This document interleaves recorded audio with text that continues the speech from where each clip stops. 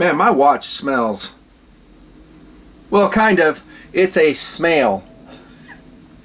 Mudmaster Homage NHM. Watch my video on how to replace the batteries. There are 2 in these style of watches. I'll also step you through how I do hand modifications on such a watch. It's work, no doubt, but here are the results. Stark white hands. This is one of those older Smails that had the blue naval camouflage band. Very cool.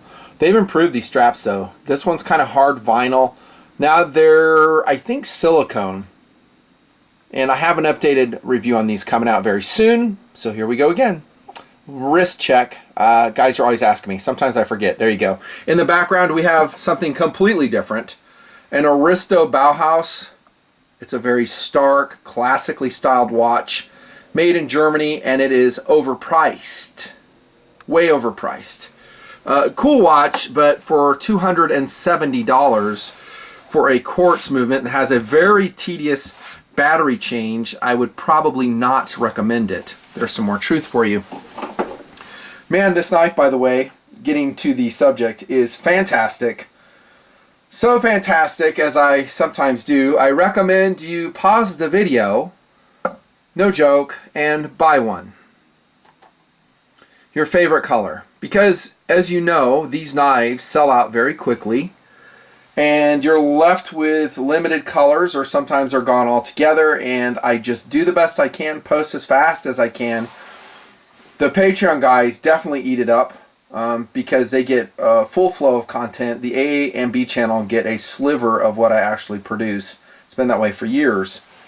But pause the video. It's fantastic. Nut and Fancy review on the Bhq Knife Banter. Apparently designed by Ben P, who used to work for Blade HQ. And I worked with Ben. We actually went out in the wilderness one year. We did a little knife exercise. It was super fun. We did a Cooking with Nut and Fancy episode that was posted on the Blade HQ channel. Great guy, super fun to be around. And then he left Blade HQ for a while and went up to CRKT, so I talked with him there in the trade shows. Came back to Blade HQ for just a short time, it seemed like, and then he's gone. I don't know where he is. But if you see this review, Ben, you did a great job designing this knife. That's what I read on the BHQ website, and so full props to you, my man.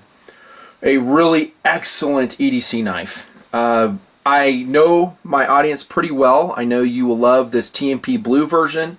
No, it's not a special edition for my, from myself. It's not, but look how it blends with a tabletop.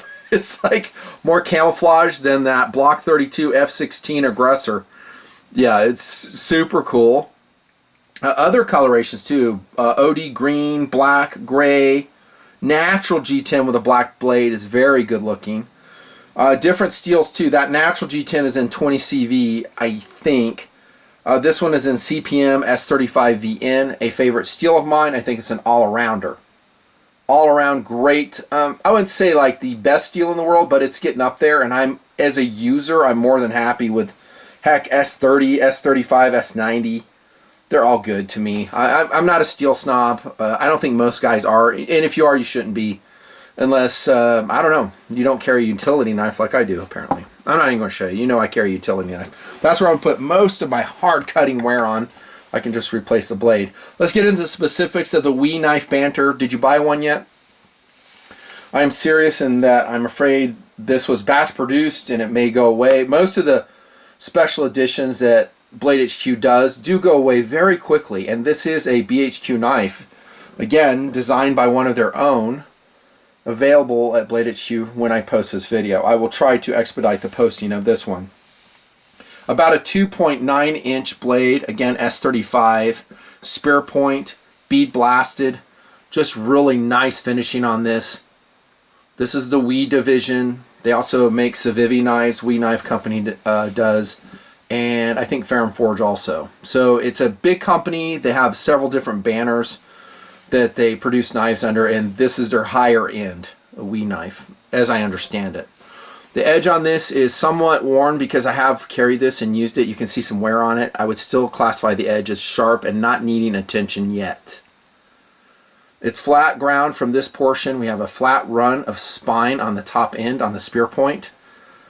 And I gotta tell you, I'm generally not a super fan of spear point knives. I think I've said that throughout the show, going on now for many years.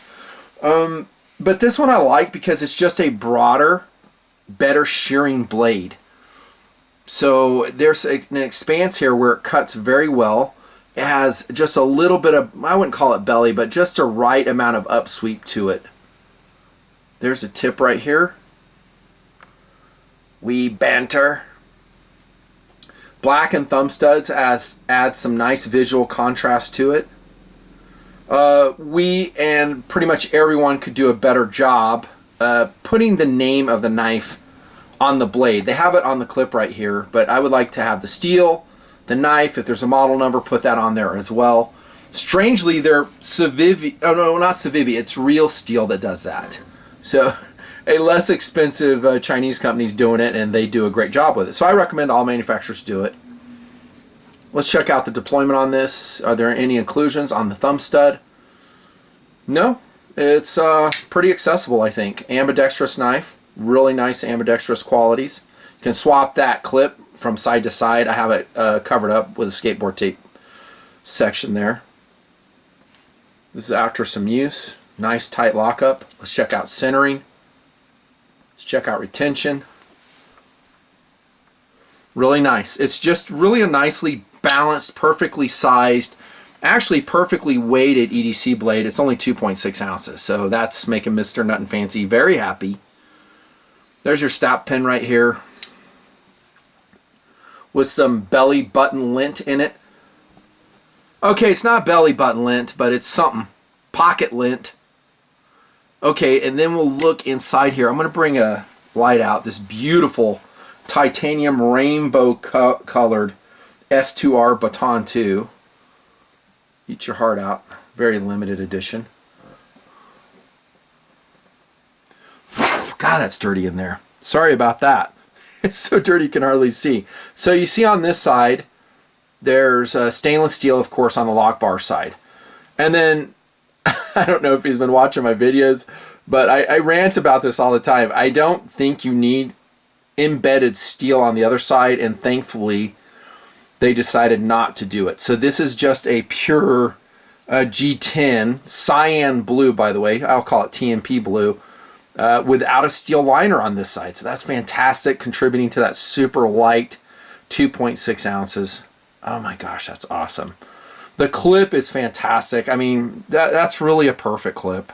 What can I say? I mean, it can accommodate thick fabric. You got flush mounted screws, plenty of room, deep carry.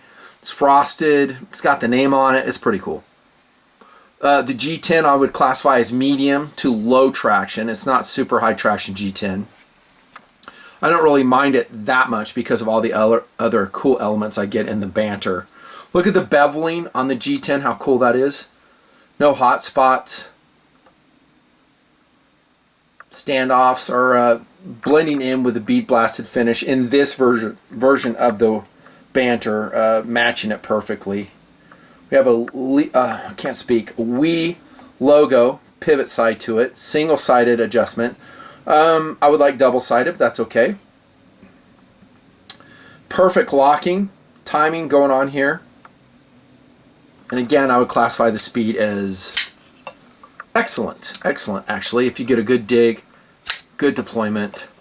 Not a flipper design, and what do you know, we do have a run of traction on there, and it is actually, even though, what is it, 1, 2, 3, 4 groove traction, 4 grooves in depth, very sharp, so it works. I don't think you would have to do anything to this.